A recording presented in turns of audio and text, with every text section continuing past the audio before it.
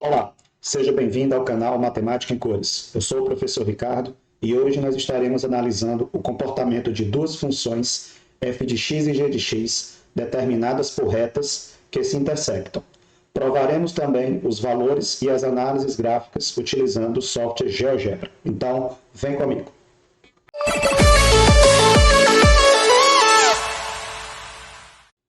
Na figura estão representados os gráficos de duas funções f de r em r e g de r em r. Então, estamos trabalhando com duas funções aí em que os valores x e y estão no ambiente dos reais. A função f de x ela é definida por 2x mais 3, g de x é ax mais b, e ele quer que você determine o valor de g de 8. Então, esse é o nosso objetivo, né? E daí o que é que a gente pode observar? Com relação a f de x igual a 2x mais 3, nós temos que o valor de a aqui é 2 e o valor de b é igual a 3. Para o caso da função g de x igual a ax mais b, os valores de a e b, eles em um primeiro momento, eles estão indefinidos.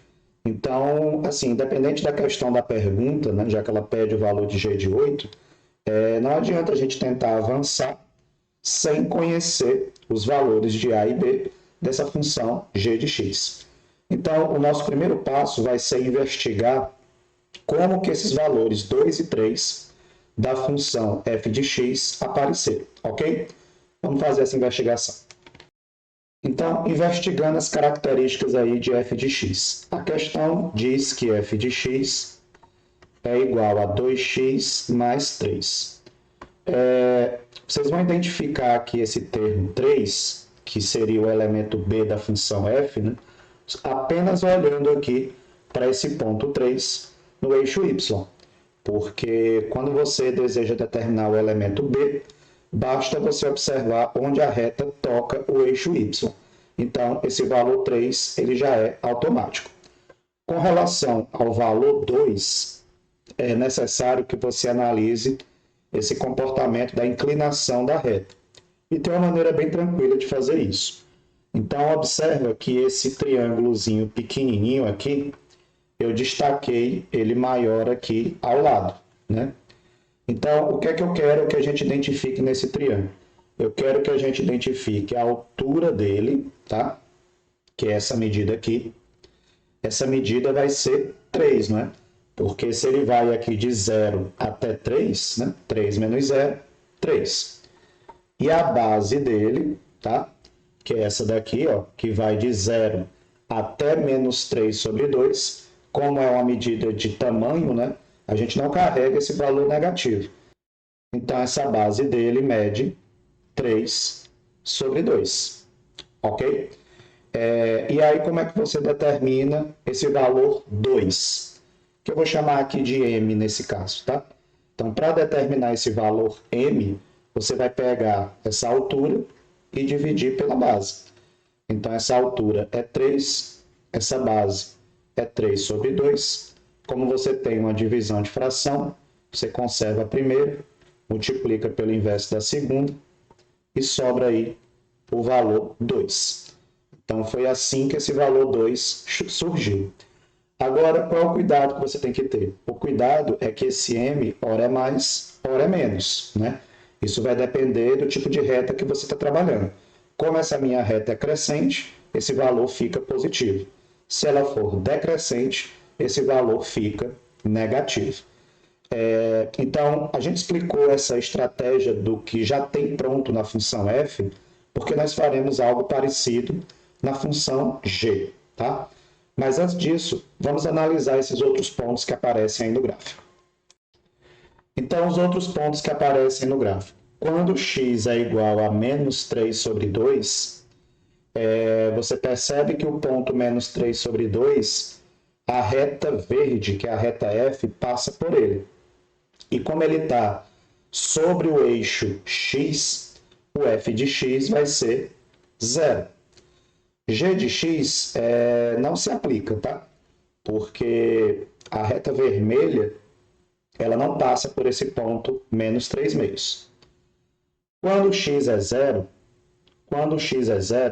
nós temos que para f de x está passando pelo 3 e para g de x está passando pelo 15. Ok? Para x igual a 4, nós percebemos que existe um mesmo ponto em comum. Então, você está percebendo que as retas f e g, elas se intersectam nesse ponto, ele é comum, e aí esse valor vai acabar sendo igual, porque para f de x, eu tenho aqui esse valor que eu ainda não conheço, e para g de x, eu vou ter o mesmo valor, quando x é igual a 4, porque esse ponto é comum. Então, esse valor, apesar da gente não ter a função g, ele pode ser descoberto olhando para a função f, né? Porque eu posso substituir em f qualquer x que tiver aí na função, porque a gente está no conjunto dos reais. No caso, eu vou substituir justamente pelo 4. Então, se você fizer f de 4, você vai ter 2 vezes 4 mais 3, que é 8 mais 3, que é igual a 11. Dessa forma, quando x é 4, em f ele é igual a 11 e em g ele também será igual a 11. E é importante que vocês olhem para esse ponto x igual a 4, porque a jogada está justamente nele. Ele é um ponto de x em que as duas funções têm o mesmo valor. F de x fica igual a g de x. E isso vai já servir para a gente. Logo, esse ponto aqui, ele será igual a 11. Então, ele já não é mais desconhecido. E percebe que está entre 3 e 15, um pouco mais próximo de 15, né? Então, parece que a gente está no rumo. E para fechar, nós temos aqui um último ponto em x, que a gente ainda não sabe quanto é. Podemos chamar de ponto B, né? Mas o que é que a gente sabe? A gente sabe que ele tem uma coordenada para x, que eu ainda não sei quanto é, mas o y dele é zero, porque ele está sobre o eixo x. Então, assim, nós analisamos aí os pontos para a gente ter ideia dos posicionamentos, mas a gente já tem condições agora de descobrir, e esse é o grande problema, né? Descobrir agora quem são os valores de A e B da função g de x.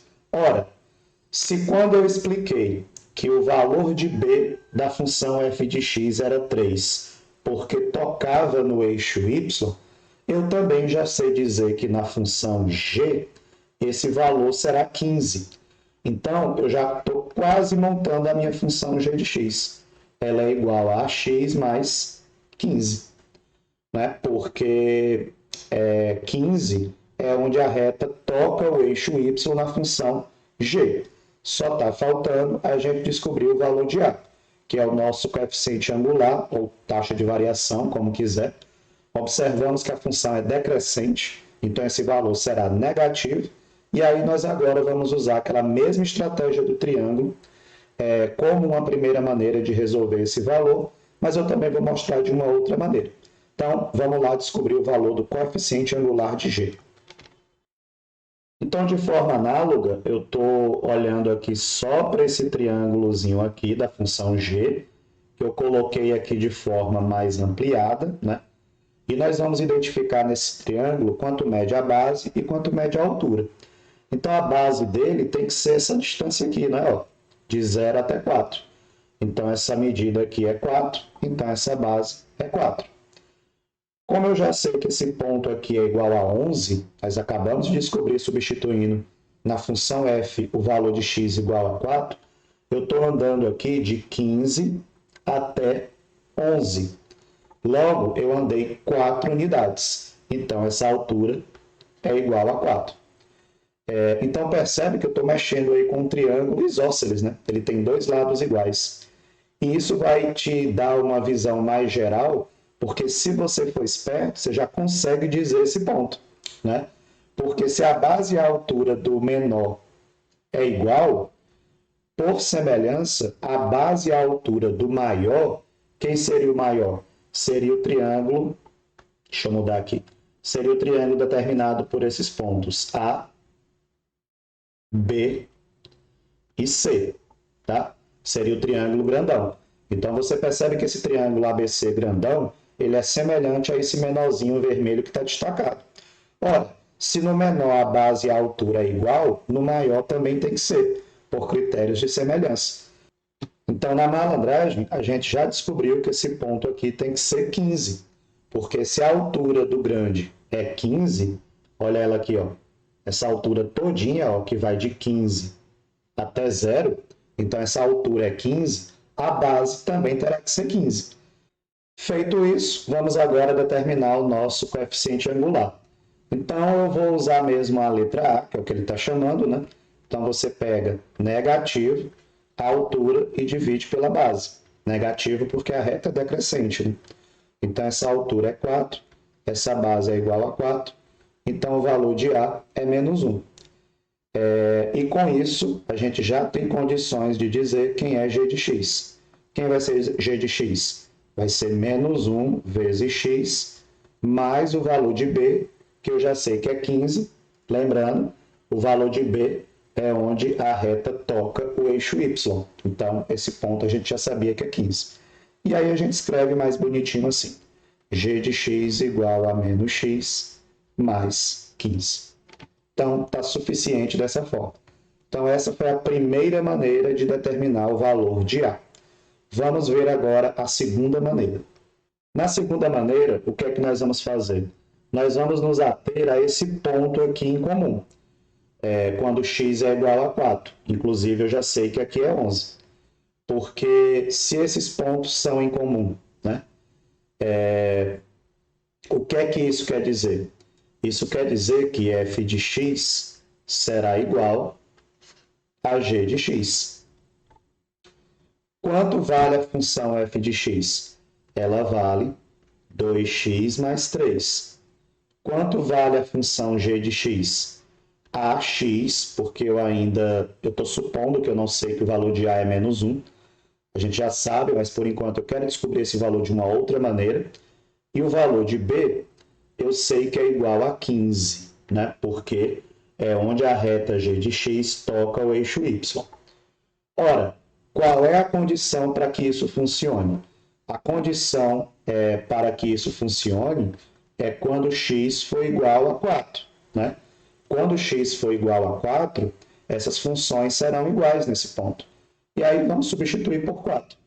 Então, vamos ter 2 vezes 4 mais 3, igual a A vezes 4 mais 15. 8 mais 3 dá 11. Esse 15 vai passar negativo. E isso fica igual a 4A. Logo, A vai ficar menos 4 dividido por 4, que é menos 1, como a gente já tinha, né? E aí podemos mais uma vez concluir que a função g de x é menos x mais 15. Perfeito? E aí vamos agora fechar a questão, né? Vamos descobrir quanto vale g de 8. Ora, se você tem a função g, basta agora, no lugar de x, você colocar 8. Então, vamos concluir isso. Então, se g de x é menos x mais 15 e ele quer g de 8, significa que onde você estiver vendo x, você vai colocar 8 no lugar. Então, menos 8 mais 15. Logo, g de 8 é igual a 7. E aí, fechou a questão. Então, aqui no nosso desenho, né, complementando algumas coisas que eu já sei agora, né, vamos marcar o ponto, esse ponto aqui também eu já sei que é 15, né, porque pelo critério de semelhança, a gente já viu que no triângulo grandão a altura e essa base tem a mesma medida. Esse valor aqui, mais ou menos, ele vai ser a média entre 15 e 4, né? Então, 19 dividido por 2 aí dá um 9,5. Como é 8, bora colocar mais ou menos aqui. Então, esse ponto aqui é quando x é 8. Vamos marcar os valores.